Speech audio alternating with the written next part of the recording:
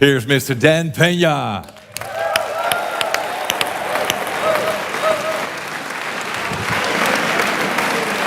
Thank you. Thank you.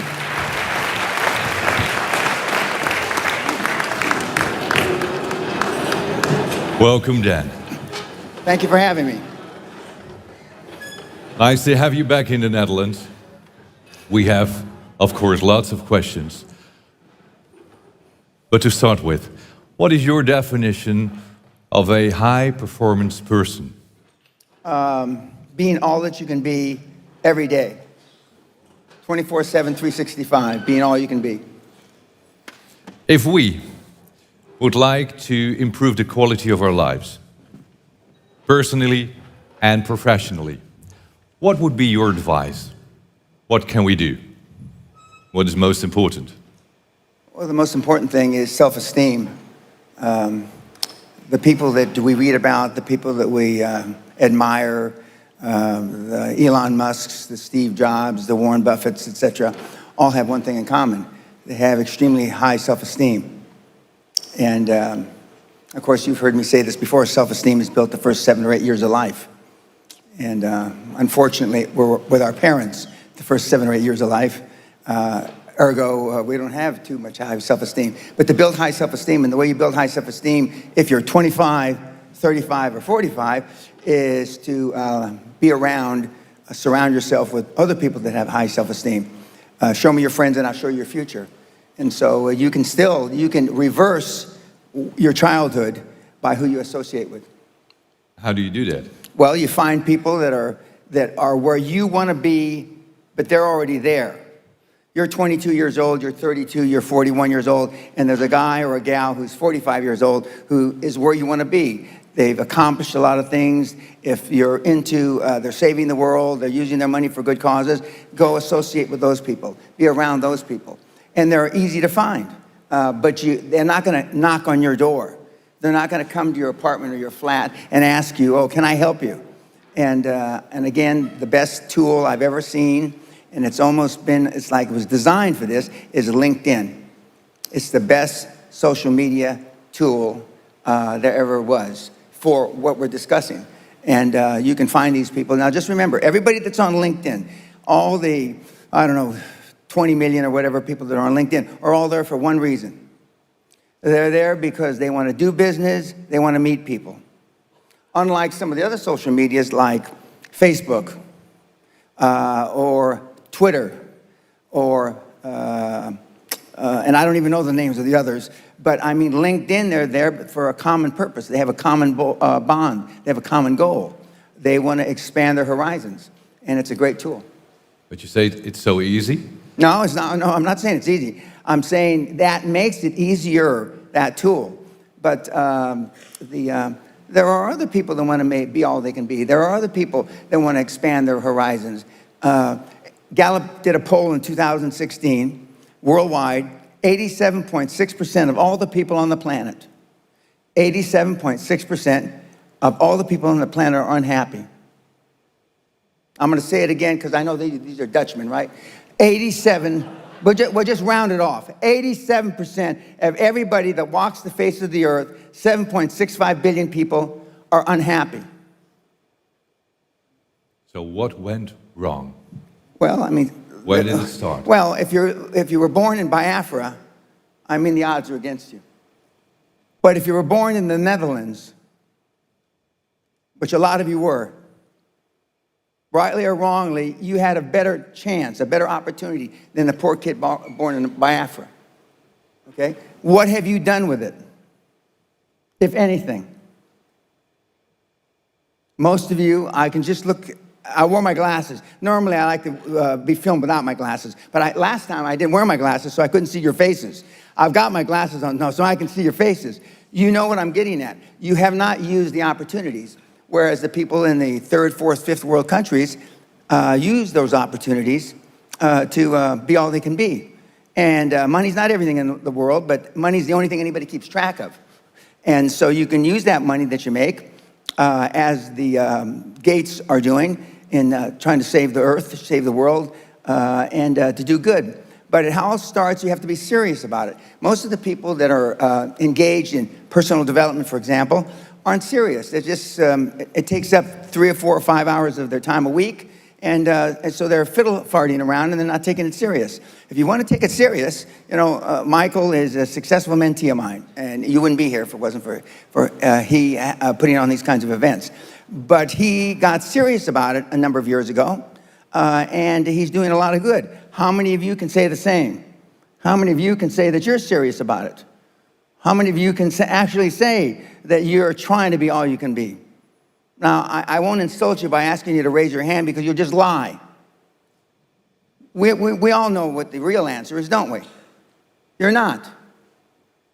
And so if you want to be all that you can be, and if you want to be a high-performance person, and you don't have to be, I mean, 98% of all the high-performance people on the planet are introverts.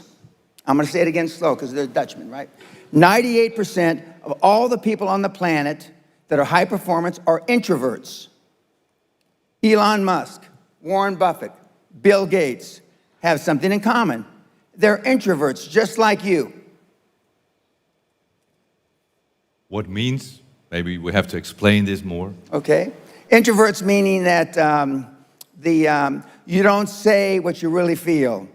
Introverts is you don't act as if you really wanted to show the person that you don't disagree with them. Introverts are when your parents were telling you shit when you were growing up, you just put your head down and kept your mouth shut. And that's why you're introverted now as adults. As you can plainly see, I wasn't raised that way. My father said, if you've got something in your mind, it should come out of your lips. If you've got something in your mind, it should come out your mouth, Dan. And God knows, I took it to heart, and I've lived that way all my life. At the TED Talk I gave a couple of days ago, which Michael was there to talk to the kids, it was quite interesting when I told them that I've been talking like this since I was a teenager. I've been talking shit since I'm a teenager. Which is some time ago. Well, I'll be 74 in a couple months, so it is some time ago. But the point is that I had self-esteem. I didn't know till I got grown up and was an adult that everybody didn't have self-esteem. I didn't understand that. I didn't realize that everybody didn't have self-confidence. I didn't realize that everybody didn't have self-worth. Because the kids that I hung with all were like I was.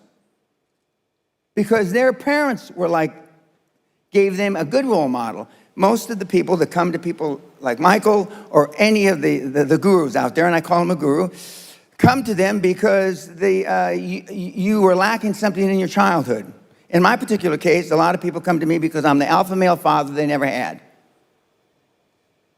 I asked the question a couple of days ago, how many of you can raise your hand, but how many of you have kids? Fuck, too bad. But anyway, you have kids, okay? Don't raise your hand now. How many of you would like to have your kids grow up just like your parents? You know the answer, don't you? Close to zero. Because they were shitty role models. Now, I'm not going to ask the second question. How many of you would like your kids to grow up and be like you? Allah forbid. God forbid. But being a high-performance person is a full-time job. Michael's known me over 20 years. I'm like this when I wake up in the morning to brush my teeth. I'm like this when I brush my teeth before I go to sleep. I'm like this 24/7, 365, and I've been like this for the better part of 50 years. I'm always like this. I'm always pushing the edge of the envelope. And that's why, I'm an overnight success. I've been doing this, I've been coaching 25 and a half years, but all of a sudden I'm popular as hell, but I've been doing this for 50 years. I have the same habits today as I had 50 years ago. The exact same habits. But they're just ingrained in me. They're ingrained in me. And for those of you that have never been around the high-performance people like I just alluded to, the Warren Buffetts, Elon Musk, God rest his soul, Steve Jobs, who I happen to have known, They were like this 24/7, 365. It wasn't an act. Now, I know Michael's like this all the time, but he and I both know people that are considered gurus, that they have a stage face and they have their real face. They don't walk their talk. And part of being a high-performance person is walking your talk. Walking your talk. And I know Michael does, otherwise I wouldn't come here and, and assist him. Because I get a lot of invitations from a lot of different people. And almost all of them I turn down because I know the guru isn't walking his talk. The guru is being phony. The guru is being disingenuous. You're a grandfather now. You have a Yes, I grandson. am. Thank you. You showed me the picture 2 days ago. He's the future legend. Correct. How will you be as a granddad for him? Hard. It will be tough. Yeah, I'm hard. I was hard on his father, and I'm going to be harder on him. Because I wish I could say with my hand on my heart, and this is where Michael and I, our philosophies vary. If love got the job done, you wouldn't need podcasts, you wouldn't need seminars. It doesn't. Tough love gets the job done. And the people that I've just alluded to, those names, I was doing some research for my talk, and I looked up Heineken.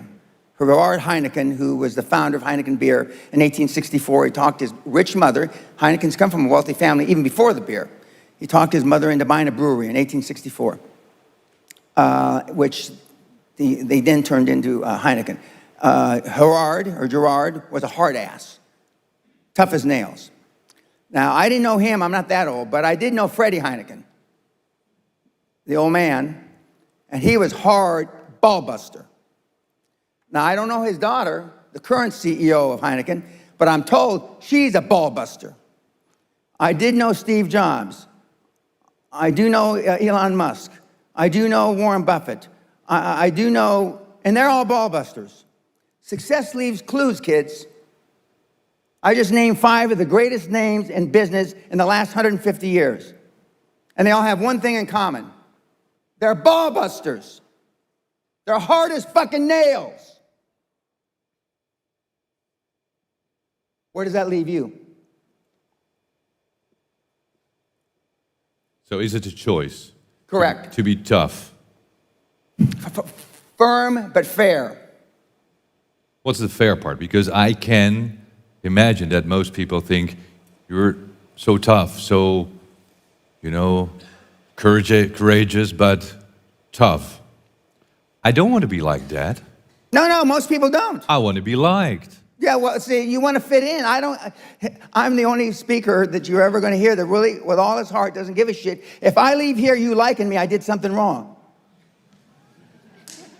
I fucking did something wrong. I'm not here for you to like me. I'm here as a favor to Michael, my mentee, for 20 years. I'm not here, if you all die today, I don't give a shit. And I mean it. But Steve Jobs didn't give a shit about you either. Warren Buffett doesn't give a shit about you today. Elon Musk doesn't give a shit unless you're going to buy a Tesla car. Don't you understand? Don't you get it? You think Elon Musk wants to fit in? We know the answer is no, right? You want to fit in because you had poor role models at home. Most everybody in this room is a pleaser. You want to be liked. When I read about that people commit suicide because they were unliked on Facebook, it makes me sick to my stomach. How can the world get that fucked up that because of fucking Facebook, people are going to kill themselves? What have we come to? God almighty. Don't you see there's something fundamentally wrong with that? In that regard, the Chinese, they're banning Facebook. But 98% of the high-performance people are introverts. 98% of the high-performance people on the planet want to be liked. 98%. We're talking, I'm at the cutting edge, the hard edge. He's not at the hard edge. He's someplace in the middle. But being liked doesn't get you a raise when you're working for wherever you're working for. Efficiency, accountability. Most people that come to seminars are there because they weren't held accountable when they were growing up. There used to be a saying when I was growing up, which is very politically incorrect now: spare the rod and spoil the child. The rod meaning beating, okay? Spare the rod, spoil the child. Now we have kids, and I'm sure many in the audience can attest to this, that have never been reprimanded, never spanked by their parents, never been screamed at, never been slapped, never been in a schoolyard fight with another kid. And look at you. I mean, we have 2 tests on my website. All my stuff's free, by the way. One is called a snowflake test. 96.4% of the people that take the snowflake test fail. The first or second question on the test is, if someone spit in your mother's face, now I'm gonna say this real slow so that you're Dutch, I remember. If someone spit in your mama's face, Baldy, you in the front row right here, okay? What are the choices? There's 4 or 5 choices. The choice that's most clicked is I would try to ascertain, I would try to figure out where he was coming from and if he had a bad day. Now, what the fuck does that have to do with spitting in your mama's face? I would try to figure out if he had a bad day. Does that mean if he had a bad day, it's all right to spit in your mother's face? We have another test. It's called Super Success Test. 98.4% flunked that test because we decided to make a softer test. Okay, well, maybe the guys really believe that they shouldn't punch the guy's fucking, stab him in the eye with a knife for spitting on your mama. Okay, we'll do a new test. It's called the Super Success Test. So we ask softer questions, hoping, praying that the results are going to be better. Boy, never underestimate how wrong you can be, kids. So the softer test was based on what kind of sacrifices are you willing to be super successful? 60 hours a week. Nobody is willing to work 60 hours a week to be successful. Nobody's willing to miss an anniversary, wedding anniversary to be successful. Nobody is willing to miss a holiday. If you booked a holiday and something important happened in business, would you tell your family to go on the holiday without you? And you're not going to go. Nobody said yes. And it's got 27 questions or 26 questions, and they flunked that test worse than the other test because you're not willing to make any sacrifices to be high performance. I still work 50, 60, I don't consider it work. I still work 50, 60 hours a week. And I haven't had to work in 35 years. 35 years. But the world has changed. I mean, and the kids, and when I started giving all my product away for free about 10 years ago, and the reason I went from the highest priced product on the planet to 0, because I got so fucking tired of you crying, moaning, and whinging. Oh, it's too expensive, I can't afford it. So now I give it to you for free. I get 3 times more emails now. Man, there's so much shit here, I don't know where to start, what do I do? So then a year ago, we developed a new product, QLA for Dummies. It was called QLA for Retards, but we got in trouble with the Retardation Association. They're gonna sue me for using that word. So we pulled that out and we said just Dummies. Dummy seems to be a politically correct, acceptable word, but not retard, okay? And, but the results are even worse. Because what you're saying is, okay, fine, I wasn't raised to go hit somebody if they spit in my mother's face, but I'm not willing to miss a holiday and stay in the office and work and let my family go without me. So the bottom line, you're not willing to do anything. You're not willing to sacrifice anything to be a high-performance person. I.e., it's all for free on your website. All Correct. the tests, all the information. Everything's free. The audiobook is on. Can we buy the book still, the red one? No, the first 100 million is audio for free. And then the book that I think is better than that is the $50 billion ebook, which is also free. There's 16.8 gigs of free material. Everything that I've ever produced is free. Because I wanted to take the last excuse from that guy and that guy and that gal why you didn't do it. So I give it to you. I certainly don't need the money. I only charge, as I was telling you the other night at dinner, I used to give seminars at the airport, 1,000 people, for free in the 90s. Absolutely 100% free. And I fed them lunch. And we had cocktails afterwards. And we'd get these nasty notes. I didn't like the lunch. The chicken was cold. You try to feed 1,000 people. The chicken's going to be cold. I didn't like the bartender didn't pour enough whiskey in my drink. This is free. And then the coup de grace, and when I stopped doing that, they wanted me to pay for parking when they came to the free seminar. So I stopped doing that. Sometimes you sound like a tough boy, like hell. But I am. But you care about the world because otherwise you wouldn't do what you do. No, Michael's right. He's looking for my Achilles heel, my chink in my armor. I don't care about saving the world, but I want you to be able to save the world. That's true. That's true. And we've created now up to $775 billion with meatheads just like, well, maybe not, there's not too many Dutch on that list, but meatheads just like you, 775 billion in the last 25 and a half years. And a lot of the guys and gals are trying to save the world. I mean, they're just, But I tell you, think of a product or a service that changes 1 billion lives, i.e. Facebook, and you will, by definition, become extremely wealthy, and you can go and take that money and the followers that you'll have to go enhance the world in whatever manner you see fit. Our only benchmark is as long as it's legal, moral, and ethical. Anything goes.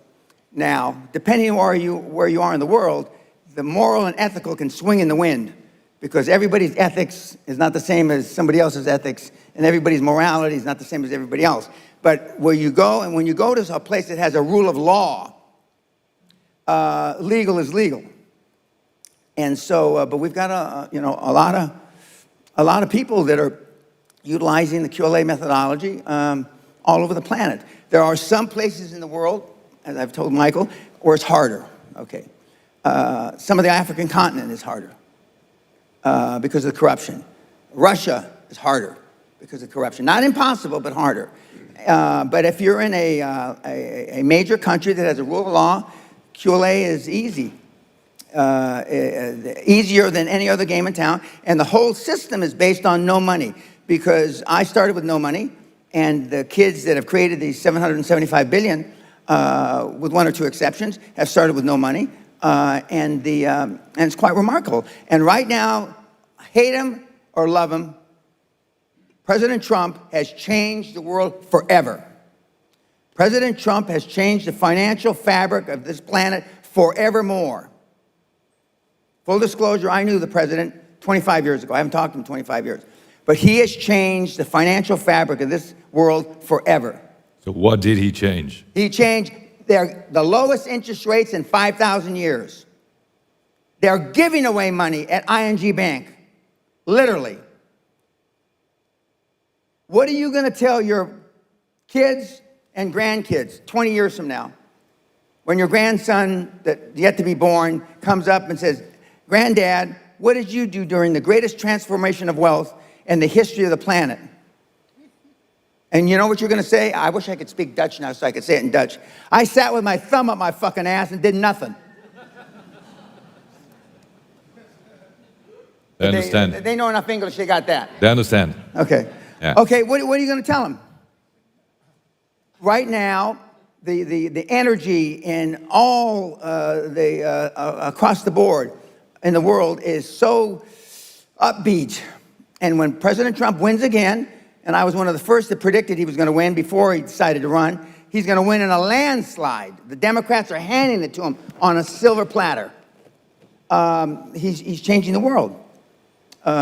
Because, and what he's doing with the Russians, or not, excuse me, with the Chinese have been screwing over the world with the tariffs and stealing intellectual property, et cetera, for 40, 50 years. He is now taking them to task, as somebody else should have. Obama should have, Bush should have, Clinton should have, and then Bush again should have, and whoever came up after, they should have done, but they didn't, because there's collateral damage. And right now, the farmers in America are getting hurt. Some of the farmers in the EU are getting hurt because of these tariffs, but it's got to be done. It's got to be done. Otherwise, the leading country on this planet is going to be a communistic country, not a free country. And you'll wish somebody had done it. But he's changed the world. He just has. And it's quite remarkable to see, because I have mentees, students, devotees, whatever you want to call them, all over the planet. The stories that I get back, it's incredible the good that they're doing. I have many here in the Netherlands that are just, in America they'd say crushing it, but they're just doing significantly well. They're rolling up various industries, starting with no money, and it's all on my site. It's all for free. The methodology, the same methodology he's used a couple times when he's brought himself back from financial death, which he shared with you. It's not a secret, otherwise I wouldn't mention it. It's not a secret, but he's used it a couple times himself, and it's all very doable, but you got to want to do more than just talk about it. And getting back to your initial question, being high performance is to take it seriously. And for those of you that are in young, late teens, early 20s, mid-20s, you can do this process 5, 6, 7, 8 times. For those of you in your 40s, you can do it 2 or 3 times. For those of you in your 50s or 60s, you can do it once or twice. But we are creating generational wealth, which would normally take 20 to 25 years, which is the definition of a generation, in 3 to 7 years. 3 years if you do everything perfect, 7 years if you do everything wrong. And most people, they average about 5 years.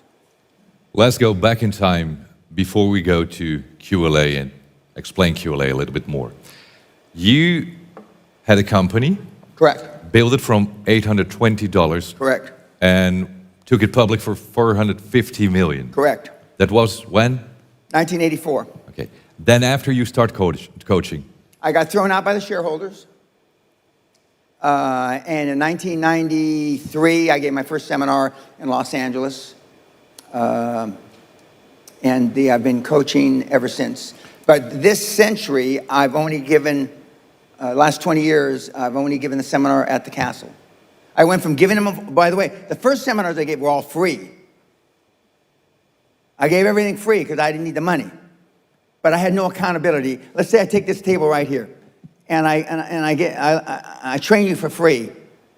Some of you are going to go learn how to play golf better. Some of you, there's no accountability. That's why I don't like a charitable organization, because it's hard to keep people accountable that work for a charity.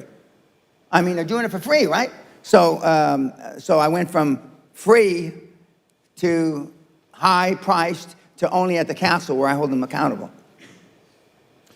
And then you started coaching. Why didn't you start another company? Because first of all, it sounds strange in hindsight. I found making $450 million easy. Easy. And I wanted to do something more with my life. And so when I got into the financial coaching, I wanted to change the fabric of financial coaching, which I have. And I wanted to be known as and now that's what they call me, the greatest of all time. But this was just me flapping my mouth 25 years ago. Now I am the greatest of all time, vis-a-vis creating wealth through people like yourselves. And I wanted to leave that legacy. And I wanted people, like I'm from the barrio, I'm a real rough background, been in jail 5 times, did a lot of ugly things, which I don't recommend to anybody. But I'm glad it happened to me because I know what the other side, like some of you have never been, kicked in the teeth. I know what it is to be kicked in the teeth and my teeth be on the pavement. I know what that feels like. I know the humiliation. Forget the pain. You get over the pain. And I wanted the poor kids to understand that they had a methodology. There was a methodology used by one of them, and I'm considered for poor, although it's hard pressed for me to say how they don't believe that I'm poor now. But I mean, that was once poor and got in a lot of trouble. You can do it if you want to do it bad enough. The operative part of that little description is if you want it bad enough. Muhammad Ali, which used to be Cassius Clay, the great fighter, arguably one of the greatest fighters ever, he was talking shit since he was 14, 15 years old, I'm the greatest, before he ever had a professional fight. In athletics, it's more accepted to talk shit. Okay? You've been trained, keep your head down, don't embarrass yourself, don't embarrass the family, don't say things that may not happen. And I do just the opposite. I tell you to set goals beyond your lifetime. I tell you to set goals as soon as humanly possible. When kids come to me, they want to make 1 million, 10 million, and then when they've made 100 million, they say, Mr. Pena, we would have never, ever dreamt that we could create 100 million until we met you. You will never exceed your highest expectation. You will never exceed your highest, craziest thought. Never. That's a guarantee. And so then why, other than you've been taught by your parents in conventional wisdom, to set low goals? They've told you, the theory is you set low goals so then you can stair-step achievement and you won't be as disappointed when you fail. That's the theory. But normally the person or the persons that have proposed that theory are poor. And but QLA's there. Most people who come to the castle pay about 16,000 euros. It's about in euros. That's a lot of money for most people. Are they poor? How do they get the money to go to the castle? And why they do Well, it? the castle is sold out for a year, so don't bother going to the bank and going borrowing any money. Please, don't bother my office. I'm not here to sell you a castle, believe me. But they fall into 3 categories, the kids that come to the castle. And I call you all kids because I'm either old enough to be your father or grandfather, okay? Now, in an audience I was a couple days ago, there were actually 2 guys my age. So, and one couldn't hear, and he was trying to go like this, But he says, I can hear you, Mr. Pena. Well, that's good because it's very seldom that somebody in the audience can't hear me. So they fall into 3 categories. 10 years ago, my demographics were between 40 and 55, meaning the people that came were interested in me. 10 years later, my demographics are 15 to 35. 15 to 35. Now, the people that come, a third of them don't have a pot to piss in nor a window to throw it out of. They don't have 2 euros to rub together. They don't have 2 euros. They've either taken a mortgage out on their house, and in the United States, they can even get student loans, which I don't understand that exactly. But I mean, they get student loans. And of that third, half are still in school, living at home. Okay. The next third have businesses that really aren't real businesses. All they are is they've produced a job for themselves, a job for their wife, a job for their, their cousins. They're doing between 300,000, 400,000, 500,000 euros a year in business and maybe 2 million euros in business. They've got a business that barely gets along. A third of them have been reasonably successful vis-a-vis conventional wisdom. They've got businesses 5, 10, 15, 20 million. We've had some people that actually had some serious money. So those third. But that's no representation of who's successful. Because the third that already have money figure out this is too much fucking work. Okay? The third that's in between, life has a way of catching up. Their mother is dying of cancer. And I'm not saying this because it's funny. Their 9-year-old daughter gets pregnant. 9. And their whole life, you have a 9-year-old daughter that gets pregnant and you keep her, your whole life changes. I've seen it with my own eyes. Okay? And the third, the kids have less baggage.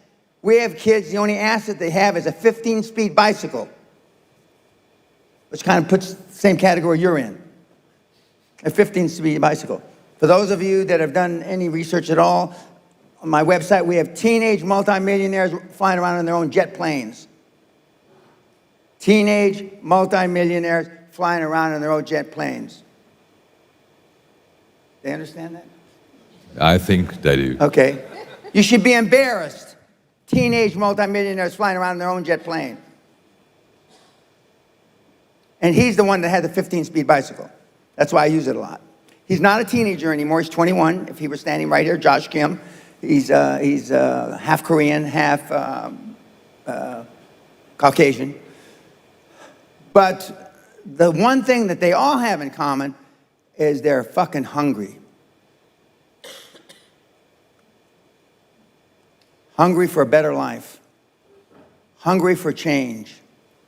Hungry for the tough love their parents didn't give them. So is that what it needs? You have to be hungry. You need to feel the pain. Growth only comes through pain. You probably don't have any athletes in the audience. But anyway, for those that have read about being an athlete, okay, no pain, no gain. It's the same in life. Elon Musk, Steve Jobs, Dan Pena, Ted Turner, amongst a whole bunch of others, all had one thing in common. We all slept in our office the first 5 or 10 years of our business life. Slept in our office the first 5 or 10 years of our business life. I think we would like to know how does it work, the QLA principle, Okay? the basics. What can you teach in? There's only one moving part to the QLA model. How does it work? Okay, I'm going to tell you right now. There's only one moving part. If it was a two-moving part, I couldn't explain it to the Dutch guys. But since it's only got one moving part, I'm giving you the benefit of the doubt that you can get this. Motivated seller. Now, I know it's not politically correct to talk about having sex with 1,000 partners anymore. But rock stars got nothing on Dan Pena. I got more ass than a toilet seat at a fucking bus station. And I was proud of it. How? Because I asked. The squeaky wheel gets the grease. And you've been taught all your life not to ask. To politically fit in. So the one moving part is a motivated seller. Now let's say that this table are all in IT. This table is in manufacturing. This table is in medical services. And this table is in construction.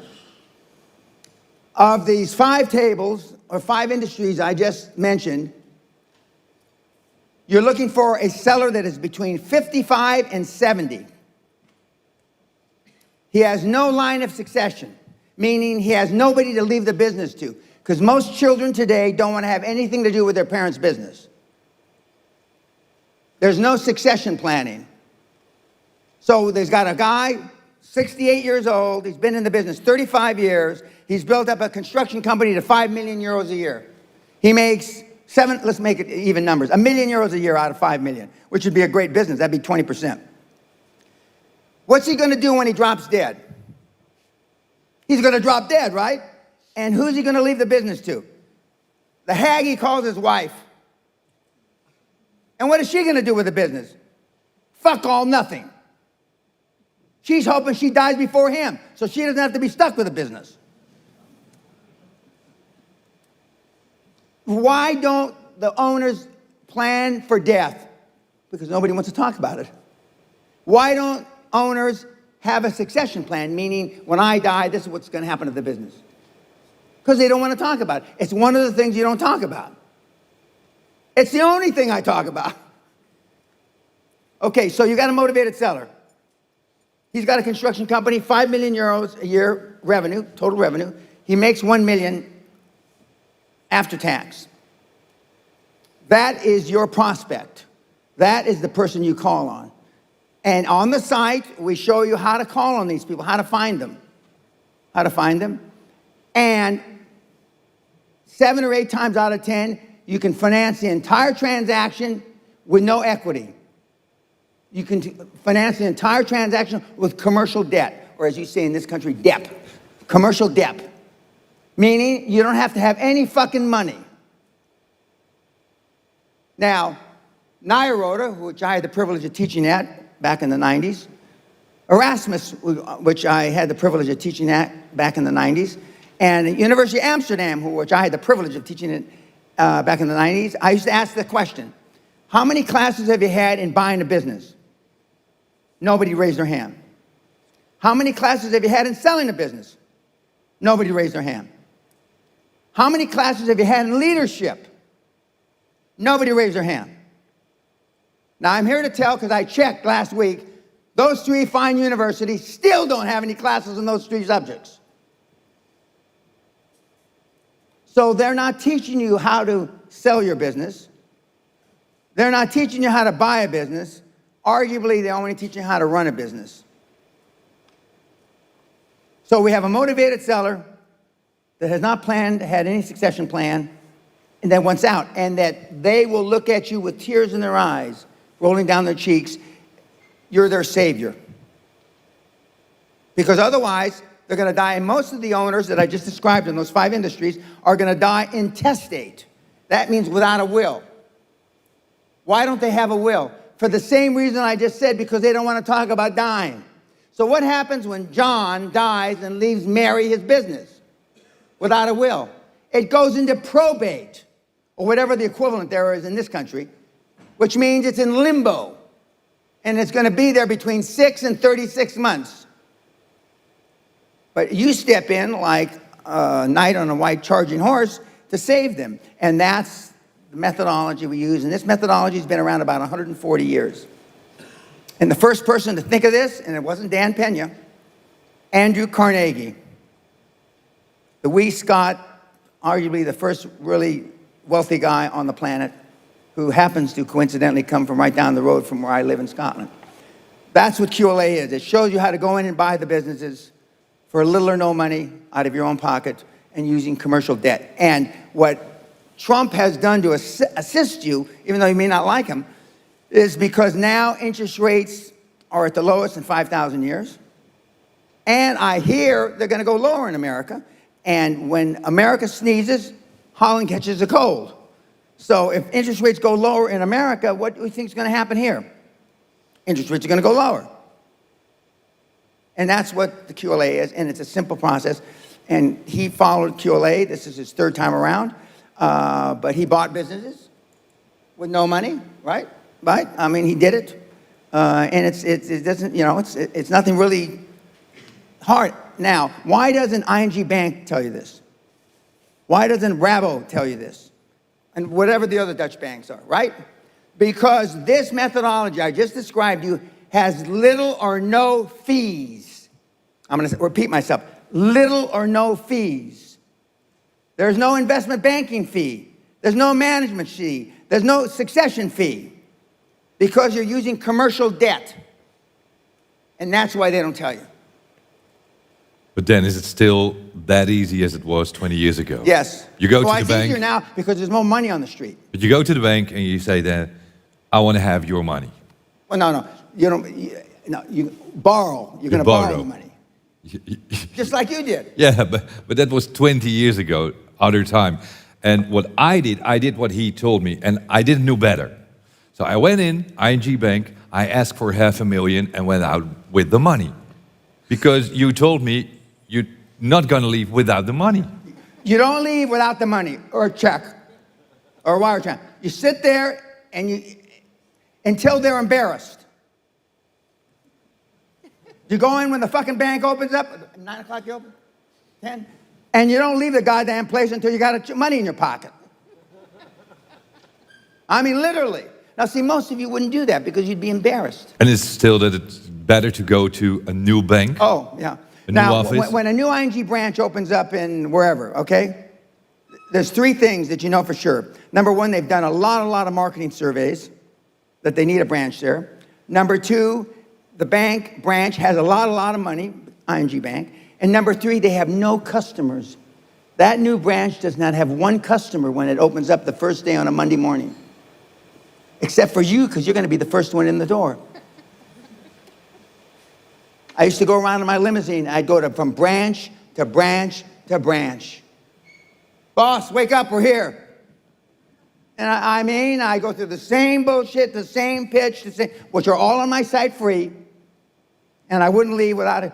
And we give you a script. What is your legal lending limit? What's your personal lending limit? The bank officer. You probably don't even know, if you've ever dealt with a bank, what the legal lending limit of the bank is. You probably don't even know what the banker's legal lending limit. And the banker will say, well, I can sign for $50,000. You personally can sign for $50,000. What a lucky day for the 2 of us. All I need is $49,500. What a lucky fucking day. And we have kids doing this in the Netherlands today. So even since all the rules in the financial system has changed, you say it's still easy. And the reason why it's easier, because from 20 years ago, there's probably 100 times more cash trying to get out of the bank doors into our pockets now than when you did it 20 years ago.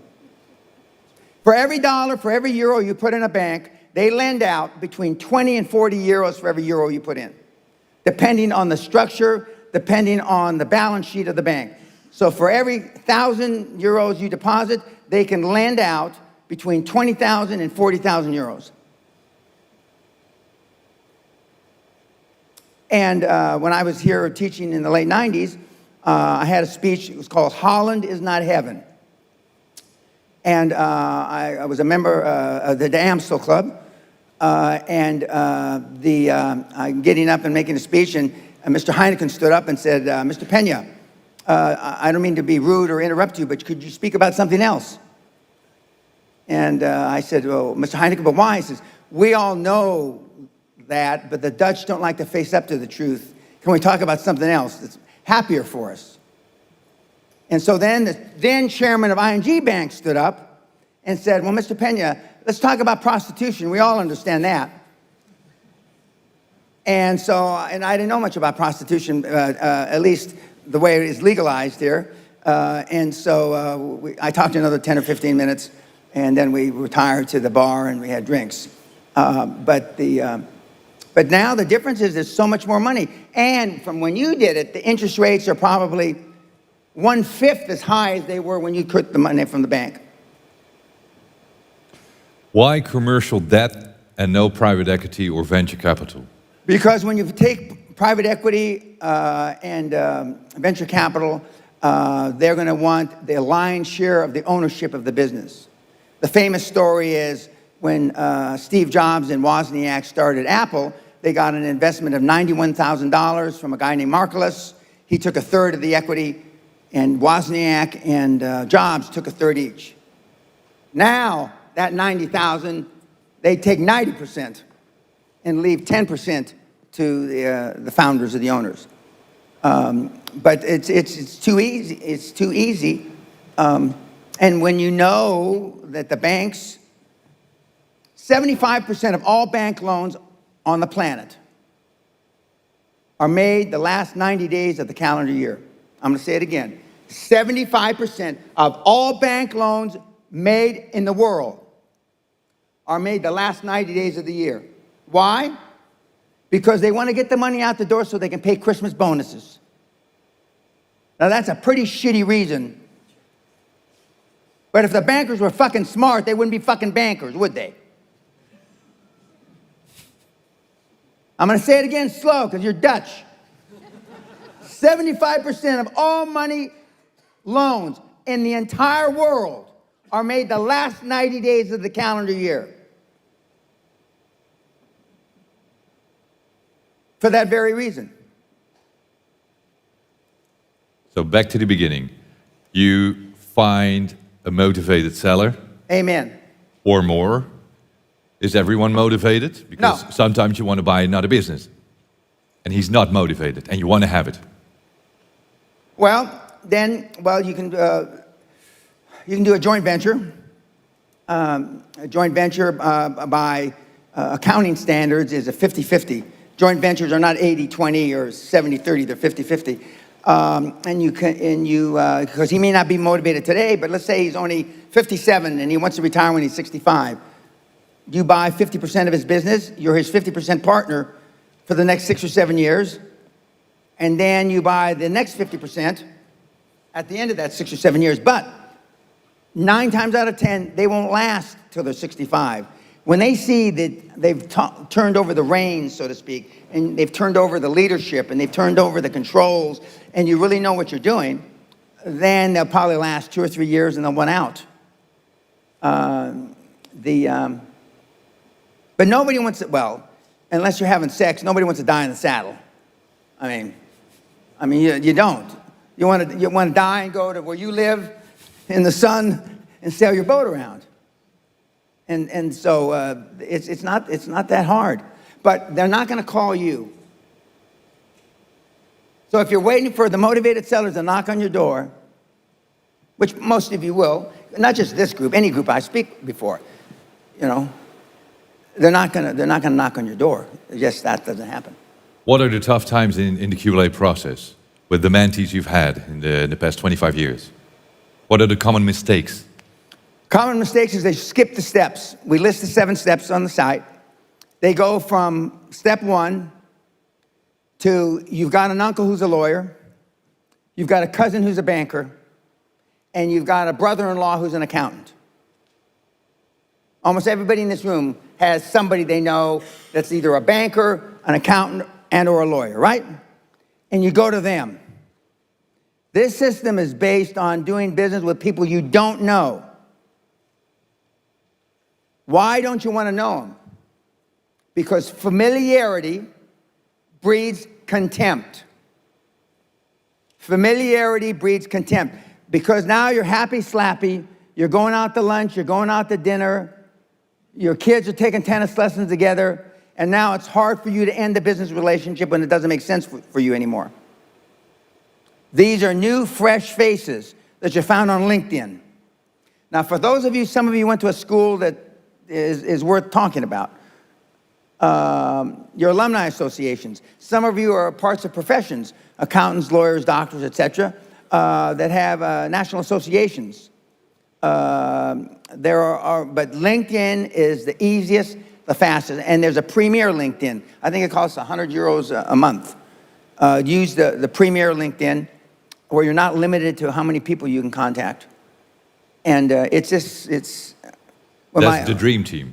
For the dream team, for your accountants, and for your lawyers, for everybody. All your professional associations can be derived on LinkedIn. It's a great tool. I wish that I had invested in it when it came out 15 years ago. It's just a terrific tool. Because by definition, everybody that is on there is looking to do some sort of business. And a lot of times they fudge and they say they're interested in charitable associations. They're interested in pro bono, meaning for free.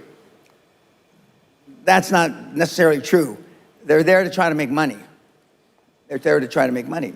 And all this stuff is on my site. In my audio version, which I don't see why everybody doesn't listen to it, spells it out, other than it's in my voice, and I scream sometimes in the audio version. Other than that, I've had people call the office and say they pissed themselves because I yelled at them during, and Kim will say, Mr. Pena wasn't in Bulgaria, how could he yell at you? He says, well, he yelled at the audio, on the audio book.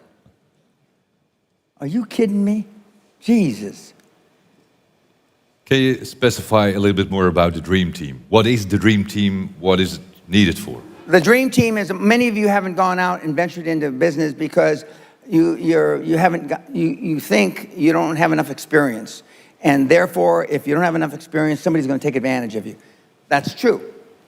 But we've built the concept of the dream team that is built around you. You get a chairman, a CFO, a CEO, industry experts, and you have 6 or 7 people that are on that team. You're not paying them any money. They are getting free founders' equity. They're getting free ownership in the company upon exit. And they're extremely interested. Now, in the old days, you work 40 years at ING Bank and you might get a watch. Those days are dead. Now, you get nothing. You probably get a pension plan. Oh, by the way, another statistic Gallup poll just came up. Remember, I told you 87% of the people are not happy. Half of the people will run out of money before they run out of time, meaning their retirement savings, their retirement plans will be dissipated, drawn down to zero before they die. Half of the people. Okay. Another statistic that keeps a lot of people from doing what I've suggested is 90%, up to 90% of all business startups fail the first year. Up to 90% of all business startups. So, if it almost sounds when you read those things that the odds are against you. Well, I look at it just the opposite. I look that means that most of you aren't going to try. Not you, but I mean most of the audiences I speak to won't try. So that means the opportunities that are there are going to be more for me. And especially now, even though I've been pounding on my chest for 3 or 4 years that the lowest interest rates in 5,000 years, if you go to the bank, ING Bank, call up the bank manager and ask him, when was the last time interest rates were this low? He can't tell you.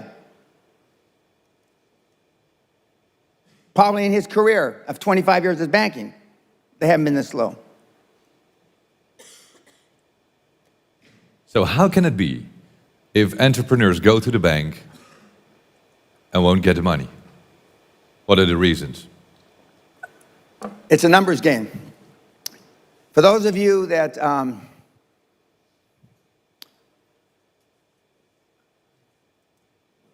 going to say it as a guy, because I can't relate to this as a woman. A guy is 20 pretty girls. Okay, the first one that you asked out on a date, or can I buy you a drink? Do guys still buy drinks for girls at bars? Yeah? Okay. We haven't sunk that low yet, okay? So the first one may not want you to buy her a drink, right? The way some of you look, I can't see. You'd have to pay them money to buy you a drink, buy them a drink. By the way, you only have 2 times to make a first impression. First is how you look. Second is when you open your big fucking mouth. Most of you won't ask the girl if you can buy them a drink because you get nervous. You step on your dick. It's a numbers game. There are, last time I counted, there's about 300 banks in the Netherlands. 315, I think. I used to ask, how many have made a presentation to a banker today? This week? This month? This year? Ever? 4 hands went up. 5 hands. That's about right. 5 out of 250 people, that's about right. So how can you tell me this doesn't work? Because you've been scared by other pundits or things that you read about or things that you listen to on the news not to do it. And even though and you go on the website and you can see all these kids that are not 15, they look 15, but they're 25, that are getting money just as he did 20 years ago. And it's easier than it was then because there's, number one, interest rates are significantly lower than when he did it. And number two, there's about 100 times more money in the banks than trying to push out the door than when he did it. He did it at a hard time. Interest rates were high. And the financial constraints, or the lack of financial constraints, let me back up. Another thing that keeps people from doing it is the crash of 2008, 2009, 2010. You've all read about that, heard about it, right? That's all horse shit. It happened, but it's not happening now. That's like saying for you, those of you that are old enough to have grandparents from the Depression, it happened, but it's not happening now. For those of you that have grandparents that fought in the war, you know, against the Nazis, it happened, but it's not happening now. So you've been deluded, scared, into not taking action. Most of you have been taught taking action is listening to a podcast. Taking action is reading a book. Taking action is taking a course online. No. Taking action is pulling the fucking trigger. You know, I say in 4 words what most people say in a book. Just fucking do it. That's taking action. You don't get the third pretty girl to say yes to buy her a drink unless you ask her, right? So how do you foresee the financial future? 5, 10 years from now? Oh, I thought you were going to say, oh. Well, the world, I don't have much faith in the world. The world is irreversible. We're fucked. I mean, we're fucked. But for the next 50 years, I mean, I make hay while the sun shines. Until the next, we're in the 11th month past the longest bull market in recorded history on the planet. Bull market, economics, cycle, stock markets, okay? We're in the 11th month past the old world record. We got Trump coming in again, in my judgment, and he's going to extend that bull market. And he's very stock market oriented. He's very interest rate oriented. Some people say he's too stock market oriented. Some people say he's too interest rate oriented. But that's all good for us. For the next 5 years, to coincide, actually I believe 6 years, to coincide with my 80th birthday in 6 years, it's easy peasy, as our daughter used to say 20 years ago when she was a little girl. And in some countries, like this country, it's easier because the only problem the Netherlands has is a lack of work ethic. They're lazy. They're just flat fucking lazy. And slow. Well, I think they're lazy because they're slow. Because they don't want to intellectually engage with somebody like me because I'll rip their head off and shit down their neck. I'm a genius. 2, I'm extremely quick. And I chop people like you up for fucking not even breakfast. That's what they're afraid of. But the bankers are slower than you. They're slower than you. And when you come in with a script that you took off my site for free, they're going to think you are fucking Warren Buffett. And why don't people do it? They don't do it because, number one, most people don't want to get out of their comfort zone. They're comfortable. And the Netherlands is a great place to be comfortable at, you know. I know. I mean, I've been here since the early, middle 90s. But see, I remember what Amsterdam and Rotterdam looked like in 1952 and 53. I was here then as well, as a little kid. Flat, bombed out.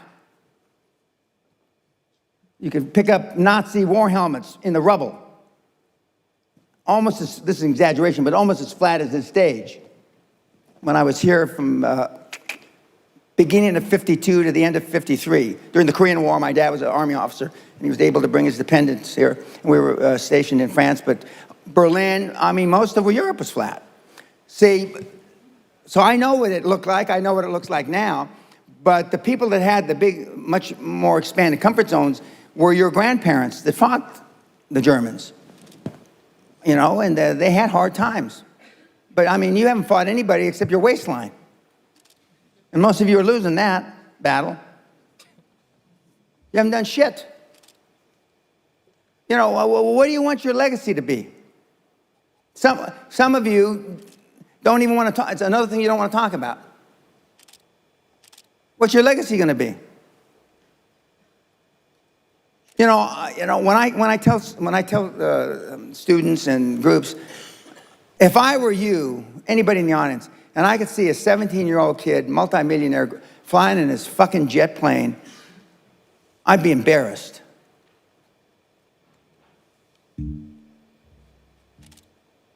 Teenager, no education, homeschooled, one of 10 kids,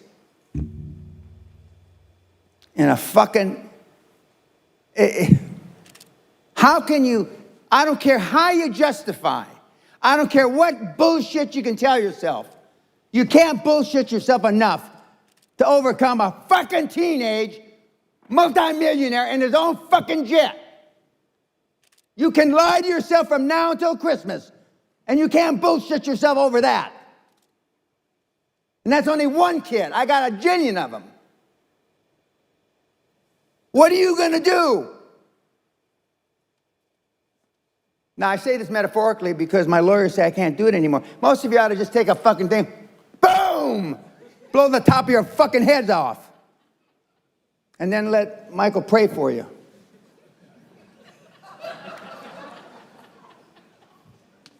What are you going to do? Josh Kim has a cult following of 1 million people following. When he walks around, he lives in a penthouse in Las Vegas. He races his $2 million race car on the weekends. He just turned 21. Other than jerking off, what were you doing between 17 and 21, guys? What did he do? He rolled up home-assisted health care. Okay, in America, they want to get you out of the hospital as soon as possible now. They don't want you to stay more than a few hours or a day or two after surgery, okay? And so they can, home-assisted is you go home and the nurse comes to you or the physio comes to you and he's rolling those up. He has 2 offices, one in Chicago, one in Las Vegas, and the big margin business. And there's a lot of people that have started those businesses 20, 30, even 40 years ago that have no exit. Healthcare is hot all through Europe, but the hottest of hot is cybersecurity and artificial intelligence. That is sizzling hot. Every time Trump rattles his sword, cybersecurity, and you know, you're like some cybersecurity guys just stole 40 million in Bitcoin. It's hot. And some of the kids that got into cybersecurity at the beginning of the cycle, 25, 30 years ago, when it really started, are now tired, old.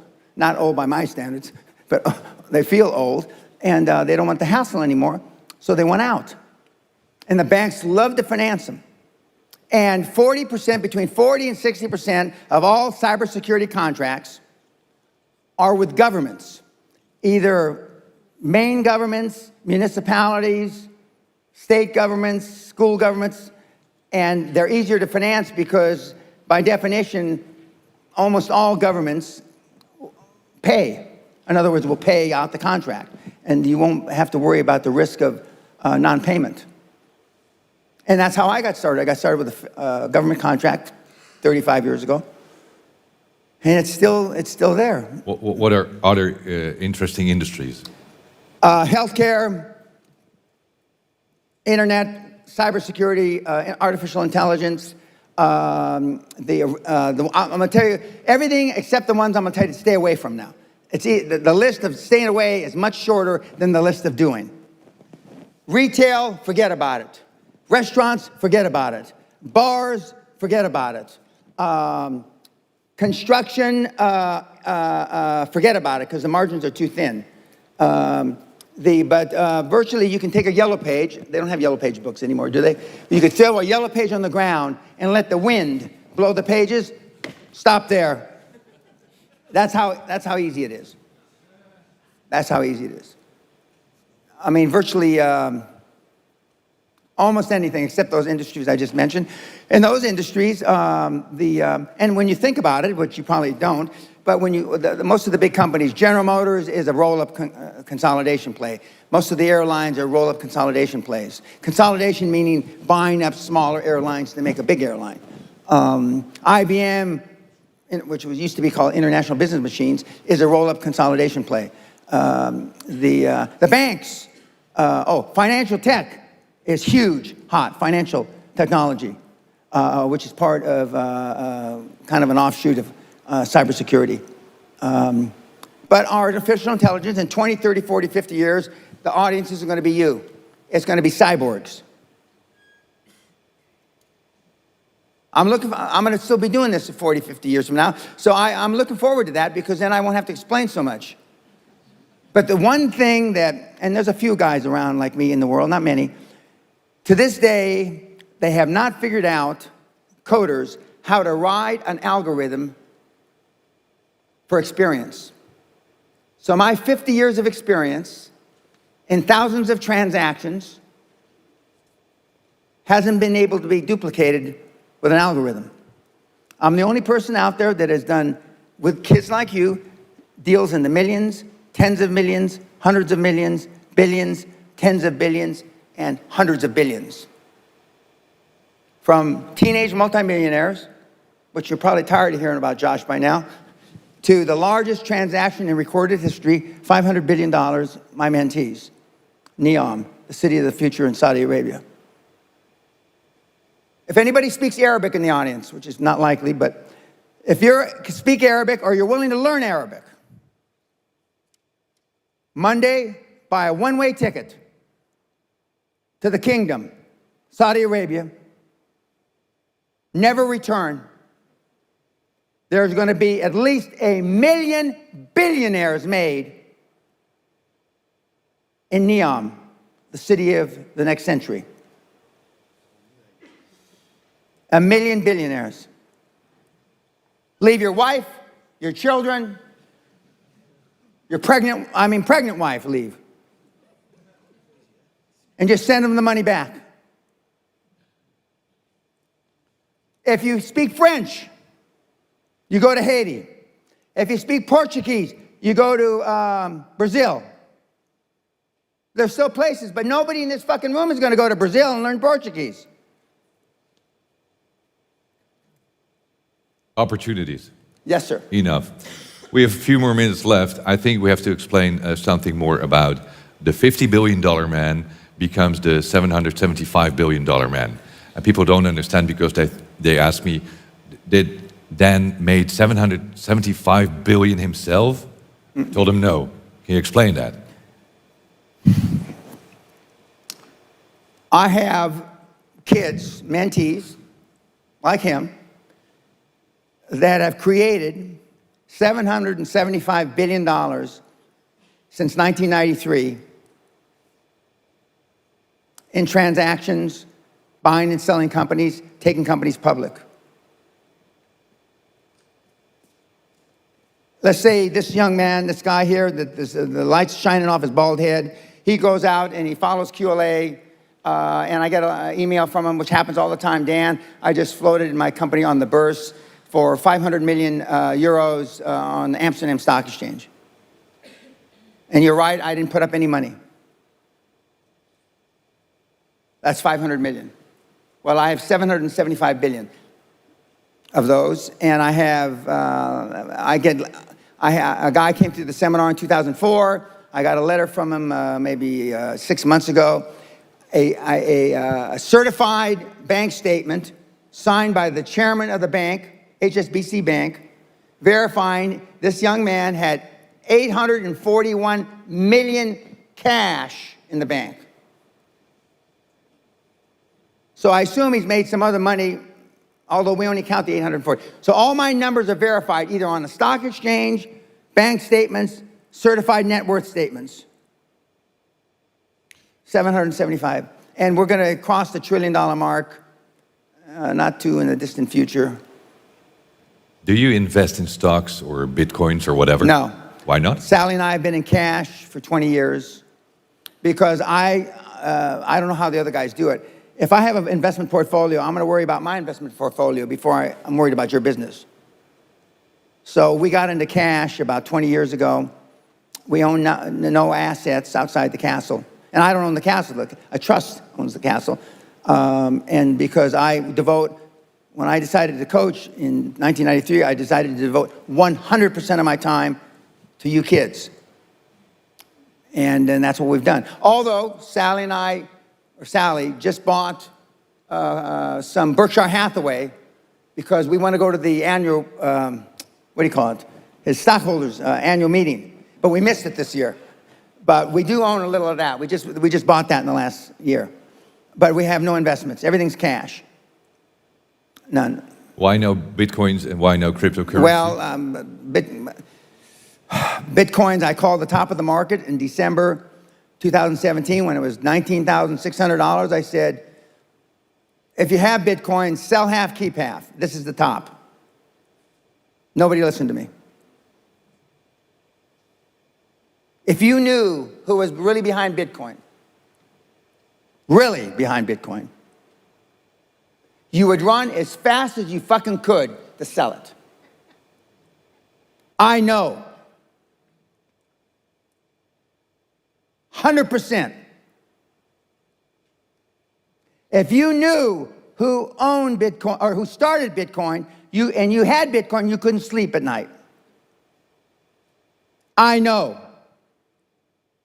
100%. And when the real founder of Bitcoin comes out, it is my humble opinion, and there's nothing humble about me, Bitcoin will go to fucking zero. One day. In a microsecond, whoop, like that. Then last question. Again, you're the grandfather. You have this grandchild. Correct. What do you think about the world in 20, 25 years from now? It's going to be hard. It's going to be hard. What can we do to save it? Get away from political correctness. I'll answer it in a different way. In 1986, the average handshake, a man's pound per pressure handshake, was 118 pounds. A woman's handshake was 96 pounds. Everybody understand what I'm saying? The pressure, when you shake hands? That was 1986. In 2016, the man's pressure has gone from 118 to 96, and the woman's has gone from 96 to 108.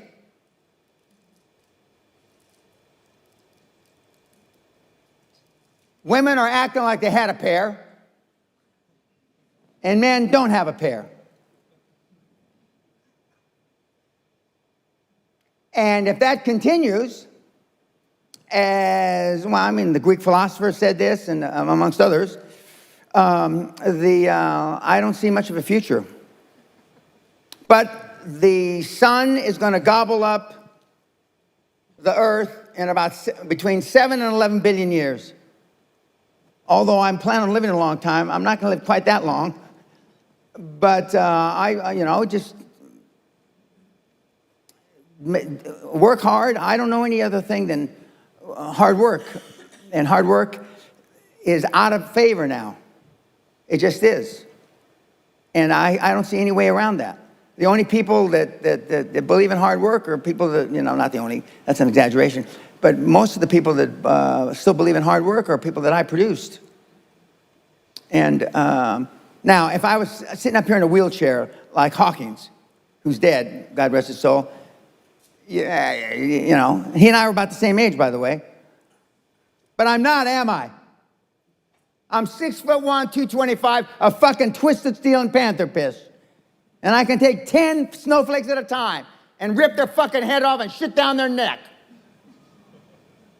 Maybe this group 20 at a time. But I'm a dying breed. I'm a Neanderthal. I understand that.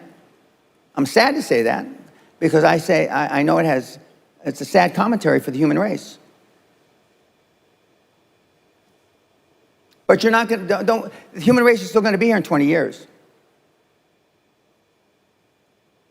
It's going to be, the Russians laugh at us. We're so weak. I mean, the free world.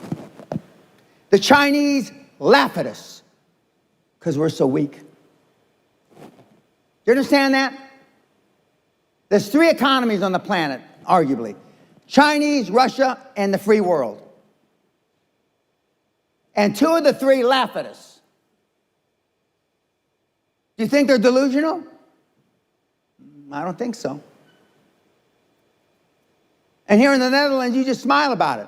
Not just here, in New York City, they smile about it too. But you can have anything you want in life as long as you work hard.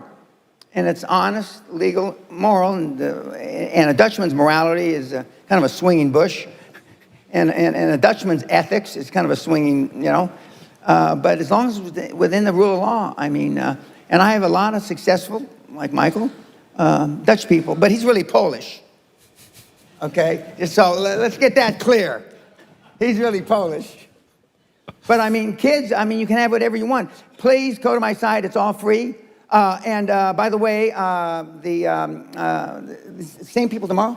Tomorrow, same people. Okay. Then we have a surprise. Thank you, Mr. PENA. Thank you very much. Have a good time. Thank you, Dan. Okay, there you go.